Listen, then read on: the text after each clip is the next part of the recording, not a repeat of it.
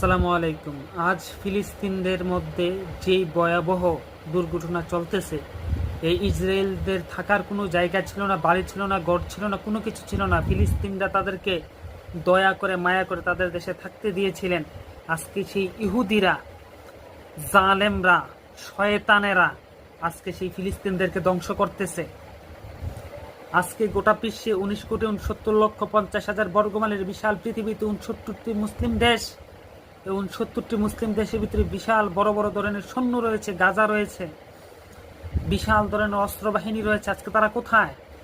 আজকে আমাদের মুসলিম ভাইদেরকে হত্যা করতেছে, ফিলিস্তিনকে ধ্বংস করে দিচ্ছে, কেউ যায় না। আমি বলতে চাই, বাংলাদেশের প্রেসিডেন্ট সাহেব, আপনি আমাদেরকে বলুন যে আমাদেরকে ফিলিস্তিন যেতে দিবেন। আমরা যুদ্ধ না করতে পারে, আমরা শহীদের তামান্না নিয়ে বেঁচে থাকতে চাই। আজকে যদি বলেন, আমি আগে সর্বপ্রথম নাম দিব, আমি শহীদের রক্তমাখা দেখতে চাই, আমি নিজে শহীদ হতে চাই, মুসলমানদের জন্য আমরা শহীদ হতে চাই।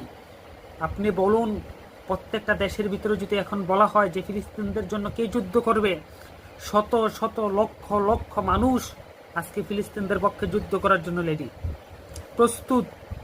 তারা শহীদ হতে চায়, আমরা শহীদ হতে চাই, আমরা জিহাদ করতে চাই, নিজের জীবনটাকে বিসর্জন দিতে চাই ফিলিস্তিনদের জন্য, মসজিদ আল আকসাকে রক্ষা করতে চাই।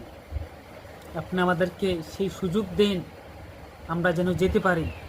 ভিডিওটা শেয়ার করে ছড়িয়ে দেন, যেন প্রত্যেকটা মুসলিম ভাই দেখতে পারে, তাদের ভিতরে ফিলিস্তিনদের মহানুভবতা যেন কাজ করে। বড় আফসোস, বড় আফসোস। আজকে আমাদের মুসলিম ভাইদেরকে মেরে ফেলে আমরা চেয়ে থাকি, কিছু করতে পারি না। ভালো থাকবেন। আসসালামু আলাইকুম।